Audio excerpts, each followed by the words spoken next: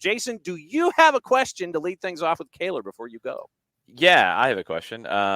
Birmingham Legion this year, you get a chance to see them up close. We saw them super early in preseason, and I was really intrigued by what we saw tactically in that first game. Again, it's first game of preseason, and it felt like maybe something you're trying out, but it felt like there were some interesting building blocks there for Birmingham to play in a more, I don't know, creative, expansive way than I'm accustomed to seeing. Has that played out? Yes and no. Okay. The building blocks are still there, but the payoff hasn't quite happened. We saw it against Chattanooga. It was a bizarre system where Enzo Martinez is playing holding mid, but he is still the primary presser of the team. And so when this team is in attack, it looks like a 3-1 everybody else. All right. It is essentially a 3-1-6 in the attack. They spread it out as wide as it can go, including the three. Granted, it's kind of hard to tell on TV broadcasts because they don't show the whole pitch, but there were times where the right center back and the left center back were on the touch lines as wide as they can go in possession. It is a bizarre system, but I think that once the finishing boots get put on, they're really going to be a problem for teams because I've never seen anything like what they're trying to do. It's fascinating to see how things are evolving tactically and creatively. I mean, I remember Tom Sohn from his DC United days, and he lived and died with the 3-5-2 at that point. Didn't matter if teams played three up top. He didn't care. He was going to match them. So feels like maybe this is the evolution of that as we get away from formations and positions really being so rigid. But that does take time to get used to and get accustomed to. So excited to see how it continues to develop. Yep.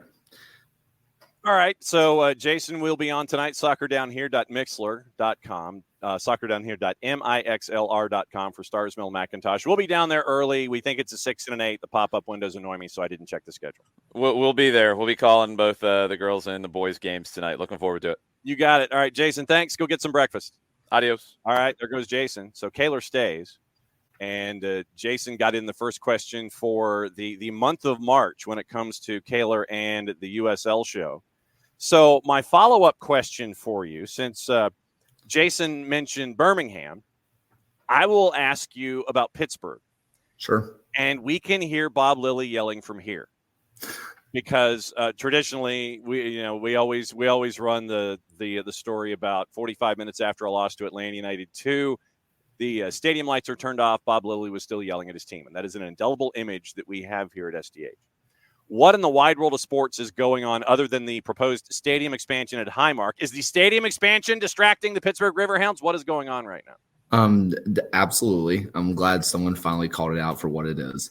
I think in all reality, it's the fact that they are a team that typically runs a 3-back, and it's not really working because their ball carrying center back, they're trying to make Danny Griffin, and Danny Griffin is an all USL midfielder, and they're putting a midfielder center back, and I just don't think that's working. A lot of that comes down to as well is that they don't have a true finisher of the ball. Like Keza had a couple of breakout moments, but when you think of these great Pittsburgh teams, you had, granted, wasn't really on the scene as much, but Albert Dikwa, your Nico Bretts, your Russell Cicerones.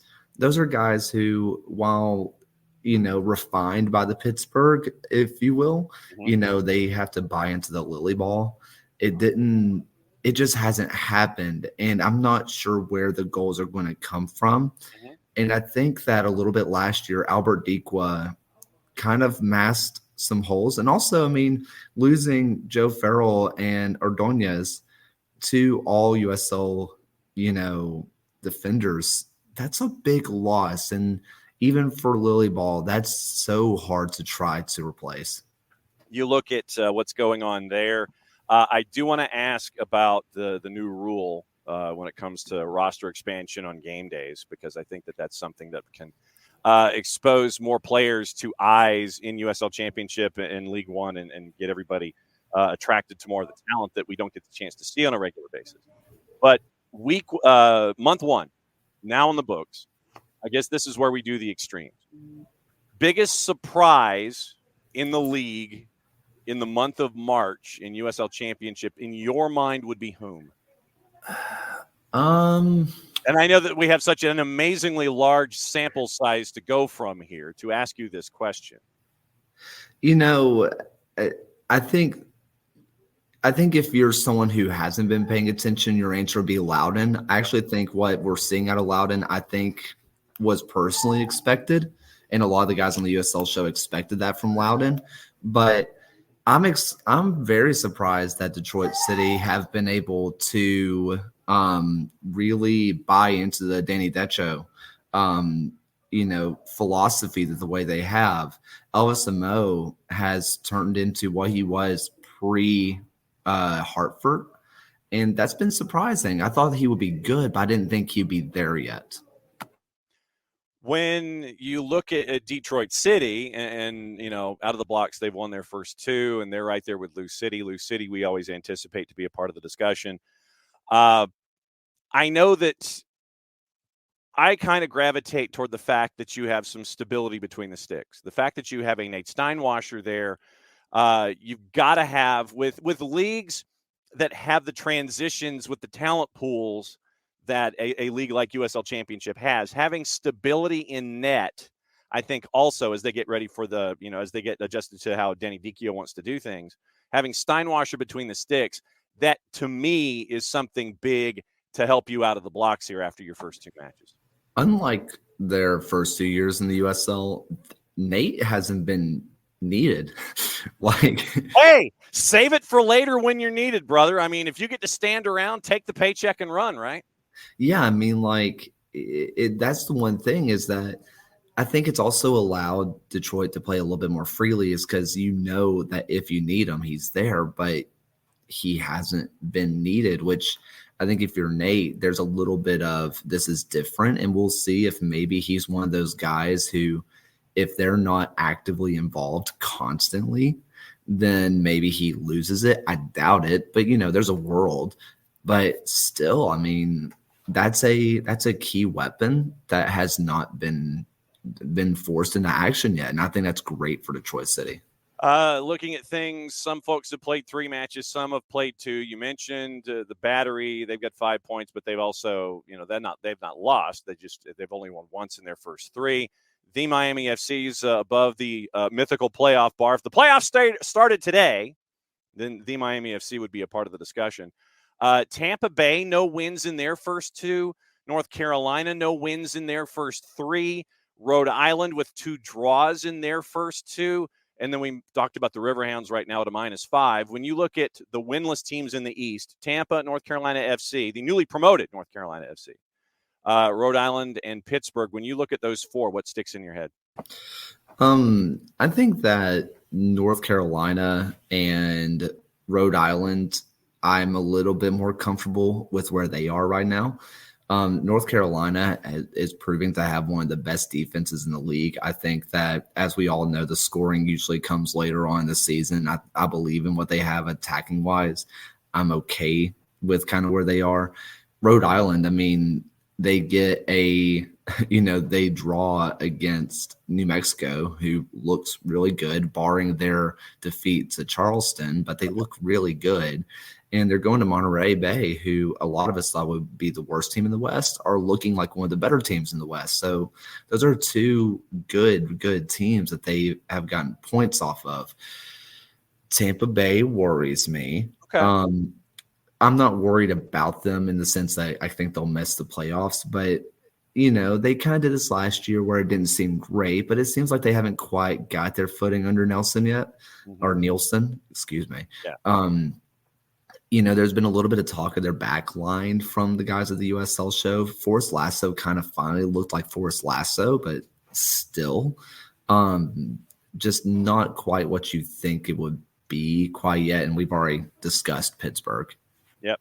On the Western side of things, when you look at the USL Championship, only 2 teams haven't won yet, and you're looking at El Paso, who front-loaded their schedule. I'm guessing because it was access to the SWUP, where you had to play 3 matches in your first week. You only come out of there with 1 point. You played 4 matches already, and you still lost. Oh, wow. It's because they played Juarez FC in a friendly. Okay. They've played 5 matches in 12 days. 5 matches in 12 days. El Paso 4 in USL Championship plus the friendly and the border battle with Juarez. You only have the 1 point out of the blocks. Switchbacks in Colorado Springs, they've lost their first 3. And then you have folks who, because of wins and goal difference in multiple categories, they have like 1 win on the board. A lot of teams in the West have at least 1 win on the board. El Paso and Colorado Springs do not. Does that concern you on either of those 2? I didn't believe in Colorado Springs coming into the season, to be brutally honest. So this was kind of expected. I think that I would have penciled in a win versus the Miami FC, but also Miami looks really good. They have a lot more variety in their tactical approach than I think a lot of people expected them. In the first game against Colorado Springs, they played the most defensive 4-4-2 I've ever seen in my life. But then, like we kind of talked about on the show last week, against Orange County, they were playing really pretty soccer. Like, it was really nice. So Colorado Springs, this is a bit expected. El Paso, on the other hand, they have players, but they don't have an identity at all. Okay. They're living and dying by the wingback because their wingbacks are their best players, but they're also getting caught so far forward that they're leaving them liable defensively, and they're not getting goals out of the wingbacks because who expects goals out of your wingbacks? That's a ridiculous thing to ask. I think that Clairol I think there needs to be refinement tactically, because even if it all clicks with the way the system works, I don't think it gets wins. Okay. And so we look at those 2. I'm always fascinated by the top and the bottom, but since there's a bit of a gaggle in the Western Conference right now, it's kind of trying to focus on the other stories. Orange County's got literally, I mean, you look at this, and 10 of the 12 teams in the Western Conference have a win. Do you anticipate that the Western Conference is going to be this nuts for an entire season, or are we going to see some sifting out and you're going to have some separation at some point? It kind of always is nuts like this. True. Like, I mean, normally it's like your top 2, maybe top 3, and then, the 3 through 8 or like really the 3 through 10 hate each other. Like, it just ends up just being a nightmare constantly. So if you're following tradition, if you're following trends, I think so. I think the really good teams over there have kind of set themselves up pretty well, and everybody else is kind of scrapping for 2 through 8 right now. When you look at Memphis 901 going from the east to the west, and we know what Stephen Glass wants to do. He wants to score a lot and keep scoring. And it's like, all right, try and keep up with us. How do you envision this transition with Memphis 901? Obviously, I'm anticipating perhaps a little slow when it comes to integrating with the West, where you hate everybody anyway. But when you look at Memphis shifting over to the West, what are you anticipating from them? Defense anywhere travels, right? Yeah. Think about what you do with your legs. I'm not saying that the center backs don't work as hard. That's not what I'm saying. But, center backs and typically your fullbacks don't have to go box to box all the time, right? Mm-hmm. This is a team that's built box to box with their midfield and their strikers. Yes, they want to score, but when you're having to be an Eastern Conference team, play a Western Conference schedule, getting on the plane, not getting a proper recovery, if they don't get points early, I'm worried that they'll miss the playoffs. And it's nothing to do with the talent. Their talent is unbelievable. Mm-hmm. But I'm just worried that their legs over a 34-match season plus the U.S. Open Cup is not going to hold up. Yeah. And I think that they need to make some real defensive pushes. I think they need to really invest there soon, because if their defense, which has been okay, if it doesn't get a lot better, I just don't think they can survive the travel. And that's really it. It's just the travel side of it.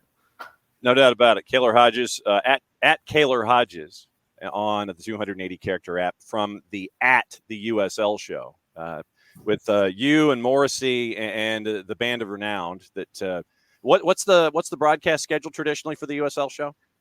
We do 9 p.m. Eastern Standard Time Tuesdays, and on Thursdays we do our kit show at 9 p.m. Eastern Standard Time. Okay. And every 2 or so weeks we have our new goalie show, where a goalkeeper comes on and breaks down every single touch they had on a ball. And that usually comes out usually Saturday mornings every 2 weeks. Our most recent one was with Colin Shuttler, who scored the game tying goal against Sacramento. And he broke down every single touch he had on the ball and mindset and that kind of stuff. So it's been pretty cool. Very cool. All right. So Western Conference, it is the same group of heavyweights. Orange County, I still think they're trying to figure out scoring ever since they lost Milan Olaski. It was a great transfer for them, but I still think they're trying to figure out how to regain all of that offense. Sacramento, they're going to be a part of the discussion. San Antonio, they're going to be a part of the discussion. Harry Austin, who is in our timetable every single day. Our friends from the Orange and Black show, they show up usually about right now when it comes, because it is 7:15 in the morning out on the West Coast. So they pace themselves. They usually end up showing up about right now. Monterey Bay, you said, was a surprise. Roots, you figure they're going to be a part of the discussion as long as their defense and their keeping holds up. New Mexico United, right now north of the playoff bar, but once again we're 3 matches in. FC Tulsa is going to be an interesting discussion. Memphis, Phoenix, a part of it too. Vegas Lights investing money, and we've already talked about the two. I think that the West, as you say, it is going to be 1 through 10, and you're probably going to get some separation, but those new faces, you mentioned Monterey Bay, that's a part of it. Right now, Oakland Roots, they've hit each column in their first 3 at their 1-1-1. The new faces, which one of the new faces do you think has the most staying power to be north of the playoff bar in the West? My head says Monterey Bay right now, because I believe in what they have totality, which I think is weird to think. I also think that, unless I'm forgetting someone, Oakland gets really screwed over by having good international players. Their most recent match, they were without 3 players due to international call-ups. But hey, I mean, this is a point that Jason was making about Major League Soccer in hour number 1, that if you want to have the calendar as it is, then you've got to have more midweek matches, and then you've got to make more roster allowances for these situations, so you can be prepared to have these absences in USL Championship and USL League One. I think the issue for the Championship and League One is that there are 0 international breaks. So unlike MLS, where there are built-in international breaks, which, because there's more, obviously that makes sense, but it's not like that there aren't any in the USL. And we've seen this kind of be a constant issue, is that team goes midweek or they go on the weekend and they don't have who they're supposed to be. I mean, like Oakland goes against Phoenix, and Panos Amanakis is ridiculously good. And I'm not saying that he doesn't score if, Nabil Hackshaw is there. That's not what I'm saying. But right, just in general, with Armanakis, with Rito, with Juan Asakar, they would be a little bit more prepared to win that game and be more competitive in that game. Do I think that Oakland walks away with the win? Probably not. I mean, Phoenix looks like they can be a real powerhouse, but as long as those international breaks aren't there, I think that Oakland are going to just kind of nickel and dime the wrong way of just kind of dropping a couple of points due to losing those players. Another couple of questions with you before you go, and then if breaking news always happens, you know that you can come in and crash.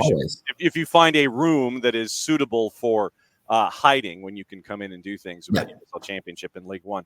The new roster initiative that is in the USL, where you can have up to 2 players under the age of 18 in your game day roster above the standard 18-man squad. What do you like? What do you think about this, where you can have young professionals, USL-A players coming in, and have more players making first-team debuts so you can help yourself out? And that's why I wanted to ask this question after the idea of more midweek games, international windows, and those kinds of things. USL, with this new rule where you can bring in two younger players to help you out on match day.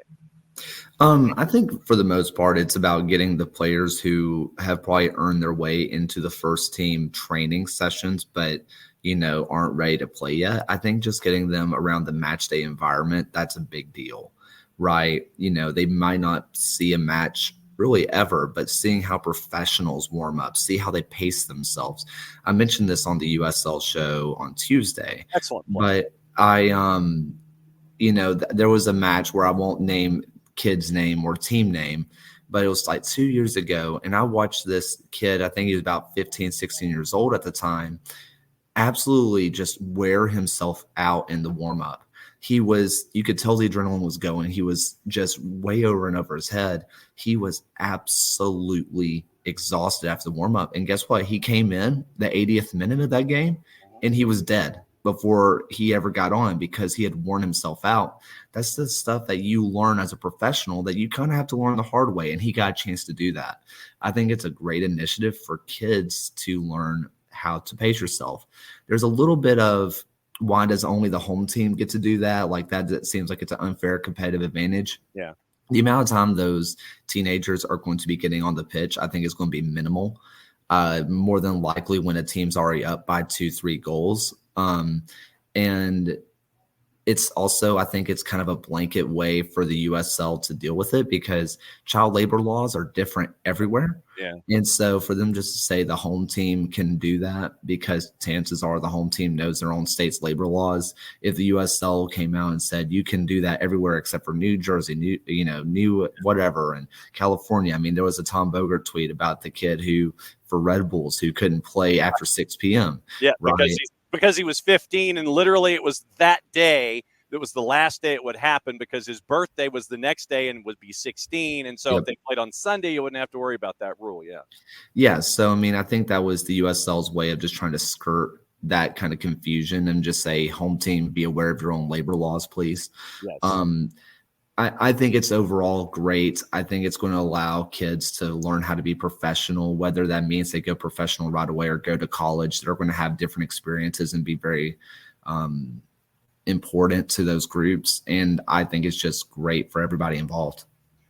Two more questions, and one's in USL League One. Spokane's off to a hot start. Velocity, they've won 2 of their first 3, and they've had the chance to unveil themselves in their new stadium. Marky McKeever and 1 knocks out of the blocks with 2 wins in their first 2 matches. Off the top, north of the playoff bar in the mythical sense in USL League One, Greenville with a win, Tormenta with a win, knocking off Richmond, Lexington with a win, Omaha with a win, Central Valley. So you have 7 of the 12 with wins out of the blocks, but Richmond has lost their first 2, and they're -3 in goal difference. Early thoughts on League One?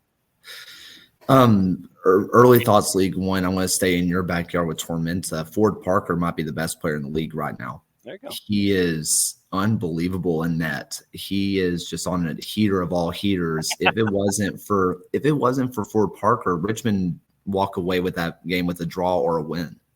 And it's hard to believe Cameron's going to hit on 15 with Ford Parker between the sticks, is what you're saying. Yeah. 1 knocks. We were very down on 1 knocks because we were like, you were very mediocre at best last year and you did kind of nothing in the offseason. Right. And now we're seeing why, because they said we already had the answers in house. And the answer is that we sucked last year and we're better. Like we need a fresh start, basically. If you look at Spokane, Louis Heel is arguably the best attacking midfielder in the league. He's just incredible, and he's going to be a real catalyst for this team. I'm still not sold on the forward situation. Darling has the potential, but just hasn't shown it yet. I'm not as sold on Spokane quite yet. Understood. Richmond are playing the kids, and I really appreciate that. And I can see that there's a tactical identity there. I think it's going to be rough early, but I think as we go on through the season, they're going to pick up steam, and I'm really excited about them. Greenville. I believe in the Greenville project. I really believe in the Greenville project. I love what they're doing. They finally look like Greenville of old.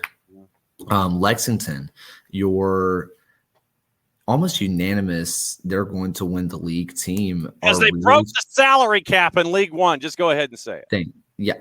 And me and John were both like, we don't see it. There were holes there, and they kind of just kept padding the same areas. And the one thing that they were doing under Stocks last year were playing very free and flowing, attacking soccer. And Darren Powell's not that. He is not your progressive soccer type. Everything he does is, I don't want to say negative, but defensive, based. Defense. And when you bring in, your Cameron Lancasters, when you have your Joffs, you have Isaac Canoes, guys like that, you want somebody who can connect the play, and they still don't have that. Yeah. And they just signed a new player who I think is Chico, yeah. Who I think he can be that guy, but we haven't seen it yet. So Lexington, they're just kind of continuing to pad the areas that they're good at, and I just don't know if it's working. All right, so let me bring in Maddie Cruz in the ones and twos. And Maddie has been touring USL League One. She caught up with McKeever. She caught up with life in Lexington. And so I bring Maddie in for the last question for Kaylor in his segment. And it's a story that we went through over the last 2 days. The announcement with USL pairing with the city of Roswell, Georgia, looking at USL-S and USL Championship. So, Maddie, question for Kaylor and your analysis now that we've had the mayor pro tem from Roswell on the network and all of this kind of stuff. Any thoughts bringing forward stuff with Kaylor Hodges here in the USL show? Yeah, I mean, from talking to the mayor pro tem the other day, a lot of the emphasis was on the women's team in Roswell. It was very evident that that is what their focus is on, but also having that development and having that professional male team too, that's so important. So when you first heard the news, what was your initial reaction? And after taking a little bit, like what is your thought process on bringing this team in? I think start off with the Super League side. Women's soccer, professional women's soccer has been needed a long time in Atlanta. The semi-pros team with UWS, like the Heat and all that kind of stuff. And you've got Georgia Impact on the WPSL too. And they've always been great. And I've always loved what they can do. I think that having a Division I women's soccer team there is great. I also think that if they can really bring up the marketing, guess what's happening soon in Atlanta? The She Believes Cup. Yep. If they can get, Super League to Atlanta, Super League to Roswell, like any kind of branding anywhere, I mean, that's the crowd you want to do it. I think that this is something that should have happened a long time ago, whether it be NWSL or something. I think that it's great. The championship side, I think, is where people started to scratch their heads, but frankly, not me. I remember going to the two United games, and I know people say attendance. The two United fans were about as loyal as they come. There are groups of people that are two United only. Like, it's real. And I also think that Atlanta, people don't really think about how big Atlanta is. Atlanta is big enough to have two teams. And guess what? If they only draw 3,000 people per game, guess what? That makes them an average championship club. And for some people, Roswell is an easier place to get to than downtown Atlanta. If you're someone like me who comes from out of town, Mercedes-Benz is not always the easiest place to get to. Roswell, for a lot of people, is their own backyard. They don't have to hop on the interstate. I think that it's going to be good. I think it's going to be different than what we saw in Two United in the USL Championship days. Yeah. I think overall this is a very successful and a very exciting future for the Super League especially, but also the championship, because a real shot at the championship in Atlanta, you can kind of say that they did with Atlanta too, but in the end it is still MLS 2 for a lot of people. Away fans don't really feel like going because it's a 2 team. And, some home fans might say, well, why would I want to watch Academy kids? I think that this is the first real chance that they've given it. Like I said, though, I mean, the two United fans, I mean, they are as loyal as they come. I love those guys. But I think that it's an overall positive thing on both the men's and the women's side. Looking at a 10,000 seat facility, and we were Columboing the whole thing and trying to figure out, okay, where could this fit? What real estate are they looking for? How many acres would you need? And they signed the letter of intent. The USL actually came to the city of Roswell. We found that out in the interview that we had with the mayor pro tem. And you have a former Roswell resident in Justin Papadakis, who is, he grew up in one of the subdivisions in Roswell. He knows the city, knows how it has grown to the point that it is. And it's something that we'll keep an eye on with the letter of intent through the end of the calendar year, renewable for 9 more months after that. What's going on with the USL show, and what do folks need to know? This is going to sound ridiculous. The USL show is for sale, if you will. We are looking for sponsors, is what you're saying. We are looking for sponsors. We are trying to get our first ever live show on site, pre and post game at a match. So if you would like to check out our Patreon, patreon.com/the USL show, check that out. Or if you want to have your brand over a national audience, we're here for you. We're trying to get everybody over to the West Coast. We're not going to quite say where we're going yet, but if you would like to get in touch, the USL show at gmail.com. Okay. So it's always great to have Kaylor and John Morrissey when he's not cutting emo tracks and going through all of the tactics that is going on in the USL. Kaylor, my friend, it's always great to catch up with you and our friends at the USL show. We will catch up with you again in a month's time. So that means, as I stare at my calendar quickly, for the moment, it would be the 25th of the following month where we get to discuss things after folks have played 6 or 7 matches on the season. As always, my friend, thanks for hanging out with us, and make sure that the students stay quiet outside the room that you're hiding in. They never will.